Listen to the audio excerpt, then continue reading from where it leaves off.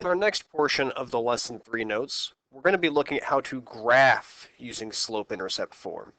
We saw in the previous video that slope-intercept form uses the equation y equals mx plus b. B is the y-intercept, and m is the slope. What we're going to look at next is how to create the graph using those two pieces of information. Specifically, because linear equations have a constant rate of change, we can use that slope to create these linear equations pretty easily. We start by finding m and b, and we're going to use b first. I like to say b is where you begin. It's going to tell you where to start at on the y-axis. And after you have your b value, you use your slope, or m, to move.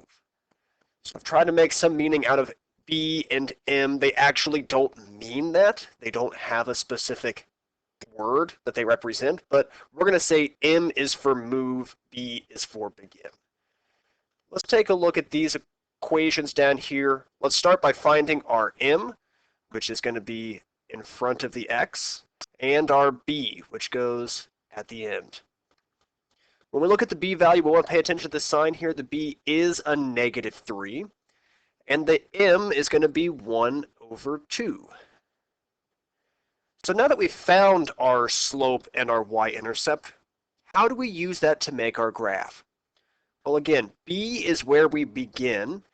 It is the y-intercept, so we have to look at the y-axis, and we're going to find -3. And we're going to put a point there. Next, we're going to use our slope. We're going to use m to move from that point. We want to remember that slope is rise over run.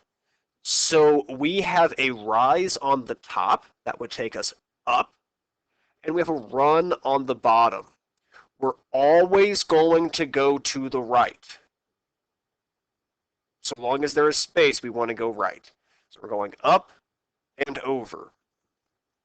For this specific equation, we're going to go up 1 over 2, or right 2. So if I start right here at the y-intercept, I go up 1, and then I go right 2. I can do it again. Up 1, right 2. We're going to count the whole boxes that we cross there. I said earlier that we're always going to go to the right. That's not strictly true. We could also go down and to the left using that same pattern, because it would get us in a straight line still. So if I go back to the y-intercept, and if I go down 1 and then left 2, I'm going the opposite on both of those directions. I get this point here. I could go down 1, left 2 again. What we should see at the end of the day is that these points are all in a straight line. I can draw a straight line to connect them. I know that this is a linear equation because it makes a straight line, and using the slope allows us to make that graph pretty easily, so long as we understand how to use that rise over the run. Let's look at example 2. The equation is y equals -2x plus 4. So again, we have our m in front of the x, and the b value goes there at the end. Our b value is 4. Our slope is -2. So let's go ahead and we'll put the b value on there first. That should be pretty straightforward. It's our y-intercept. So we find 4 on the y-axis. There's our first point. Now let's look at our slope. Slope is rise over run. All I see is a -2. Because it's negative, this actually tells me to go down. But what about over to the right? How much am I going to move over? Anytime we have a graph, we have a slope with a whole number, we can put an invisible 1 on the bottom. That invisible 1 allows us to work with whole number slopes. And again, we pay attention to this negative sign because it does tell us that we're going to be going down 2. We still go to the right. We're always going to go to the right, at least to start things off.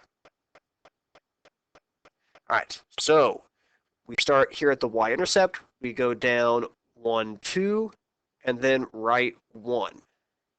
You don't have to draw those lines, but I'm drawing that to help you all see the connection between our slope and find these new points. From here, I'm going to go down 1, 2, and then right 1. I'm crossing those whole boxes. I find it's easier just to tap and count. So I go down 1, 2, right 1, and I've got that figured out pretty well.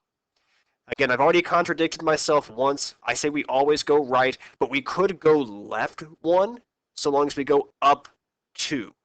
We can always find the other side of that line by keeping the same pattern going. Once we get our points, we're going to draw a line to connect them. Make sure you draw that line and include your arrows. That is what the graph should look like. It's not just a bunch of points, it is a line. Last example, our slope is in front of the x. So we put m first, b goes at the end. Our b is a -1. Look out for that sign there. And our slope is a -2/3. We'll start by graphing the y-intercept. B goes on the -1. Our slope, again, has a negative sign out front, so we're going to go down 2, and we're still going to go right 3. So if I start on that B value, start on that y-intercept, I'm going to go down 1, 2, and then right 1, 2, 3. Do that one more time. We're going to go down 2, right 3, and there's our point. If I go the opposite, if I go up and to the left, I could go up 1, 2, and left 1, 2, 3. Notice that point still makes a straight line, so I can use a line to connect those, put the arrows at the end. This is also a good time to check and look at the direction your graph is going. It's going down and to the left, so it is a negative slope. That matches with the equation above. We'll stop there. In our third video, we'll look at how to find an equation from a table.